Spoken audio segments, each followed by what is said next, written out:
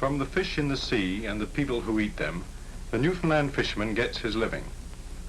The people who want to eat the fish would prefer as clean and well-preserved a product as the fisherman himself likes to eat, but they are not always getting it.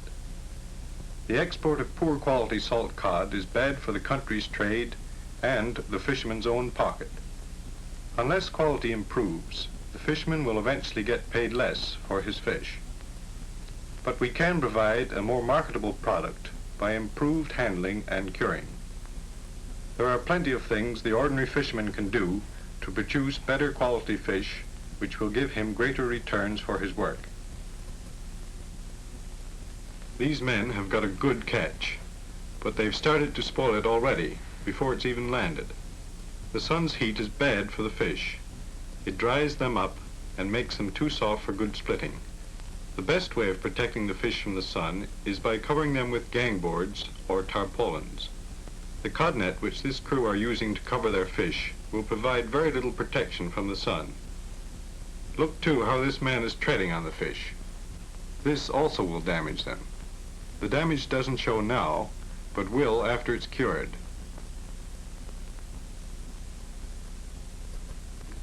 Now the important thing is to get the fish salted down quickly while they're still fresh. Forking the fish isn't the ideal way of unloading, but it's the most practical method in most places. He's really getting on with the job quickly, but he's forking the fish through the body, and this is almost certain to cause trouble later on. The hole doesn't just spoil the look of the cured fish and reduce its value that way, it lets in dirt which causes rottenness to spread through the body. If only the head is pronged, then no harm is done at all. Of course, it's more trouble this way, but the extra work now saves plenty more work from being thrown away later. These men have been in a hurry to land the fish, and now they're going to dinner. All right then, a man must eat, but the fish shouldn't have been left in the sun like that. If a rough covering is built over the stage head, then the catch can be kept cool. For if the fish are soft before they are split, then they have become inferior quality already, before splitting and salting. Now comes the splitting. This is where cleanliness is essential. Dirt good catch into an unsaleable product. This place hasn't been cleaned up properly since it was last used. The table is dirty and littered with scraps of fish and pieces of gut.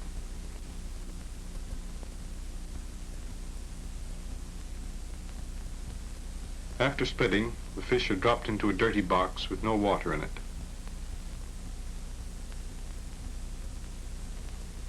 The men who work here have limed their stage before the beginning of the season and have taken extra trouble to keep it clean, but it will pay them in the end. Every fisherman may not be able to afford to install a pump, but it is certainly worth having one if possible. There are many ways of splitting cod, but only one right way, and this is not the right way.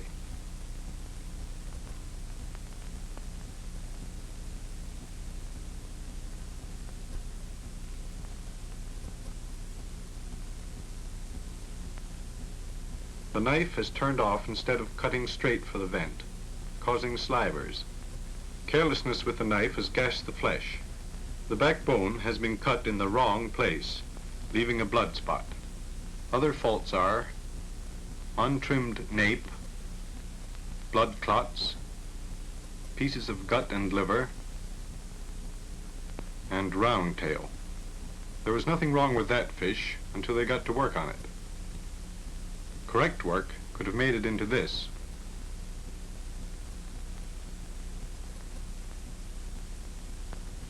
They are working fast, and yet they're taking plenty of care. Now take a close look at what they're doing. First, the head is jowled so it will come away from the body more easily. This is more important with large than with small fish. Then a slit is made straight through to the vent.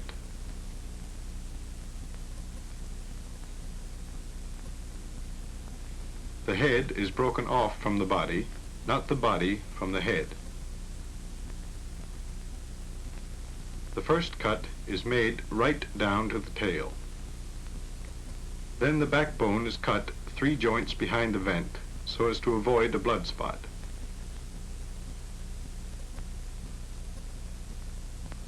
Care is taken to avoid cutting too deep when removing the bone from the right side of the fish.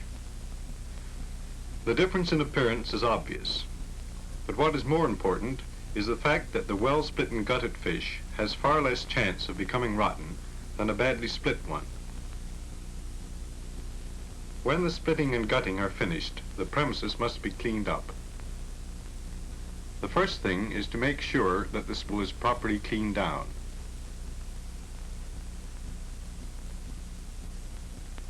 And the knives should be washed. Time and care taken in cleaning at this stage are half the battle for good preservation. Dropping the fish into a tub which is lined with dirt and slub without any water in it isn't good enough. A pump, whether it is worked by hand or motor, is ideal, as the continuous flow of water washes away the dirt. If you have to use a bucket, remember to swill out the tub when you finish work.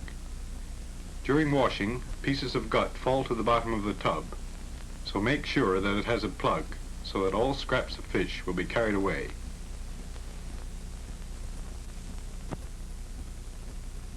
Before salting, the fish must be thoroughly washed to remove all slub, blood, and pieces of gut. To get a perfectly cured fish, every part must be evenly salted. Much depends on the care taken during salting as to whether the final product sells for a good price or not. One difficulty is that the fisherman can't be sure of the strength of the salt he buys. This would be avoided if the salt were sold by weight instead of by volume.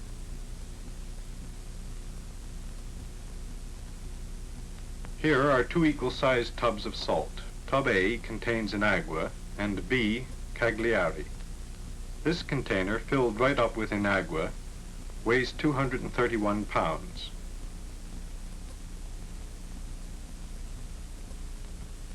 But this one, filled with cagliari, only weighs 214 pounds. So if you buy your salt by weight, you will know its strength. And when it comes to salting down the fish, better chance of knowing how much to use. The salt must be distributed carefully so that the thick parts of the fish get more than the thin parts. Otherwise, you will get uneven salting. A common fault which causes fish to be downgraded is slimy napes. This is due to insufficient salting of the nape, so that it starts to go bad. When the fish are under salt, the napes at the edge of the pile don't retain the salt. So before salting, boards should be put up against the pile.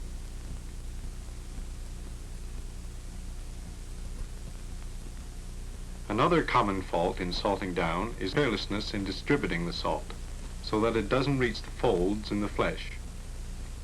This is serious, because if they are not salted, these folds become places from which the rottenness spreads, so that what looks like a properly salted fish becomes an inferior product.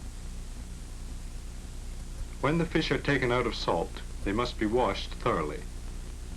At this time, an eye should be kept open for any bits of liver and gut that may have been left, and any scraggy napes should be trimmed. All slub must now be removed from the backs and under the fins.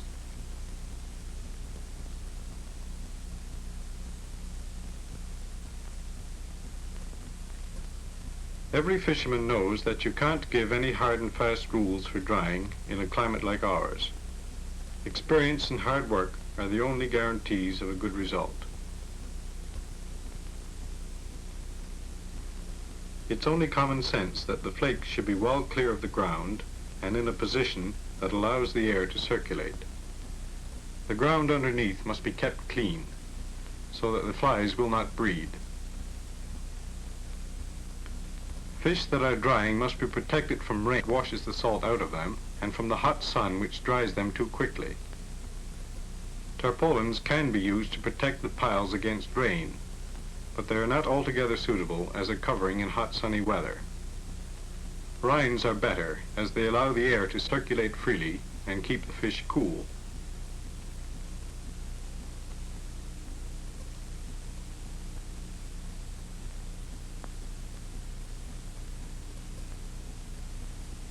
The effects of sunburn are easily seen later when the fish are being graded, and very large quantities of otherwise good quality fish are made West India on this account.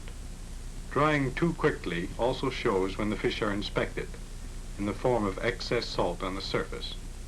So on very hot, humid, calm days, the fish should be allowed to work in piles or faggots. This will help to prevent the fish from being sunburnt and from drying too quickly.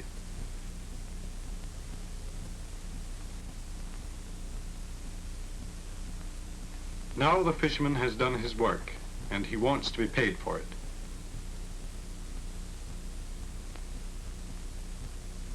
It took an awful lot of work to get this fish caught and cured, and some of it will have been wasted labor, because at some stage or other the work wasn't properly done.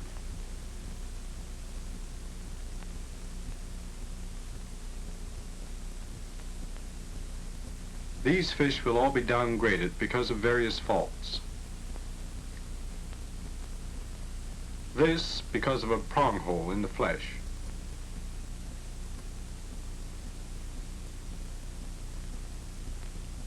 This because of faulty splitting and the nape left untrimmed. Round tail gets this one thrown out. Slime gets the wrong pile. This one was oversalted.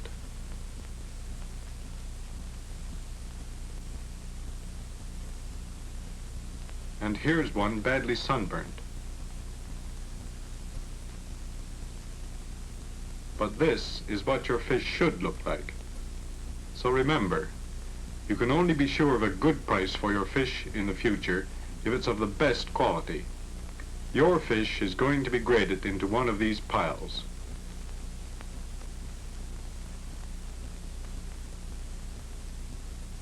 Make sure it goes into the right one.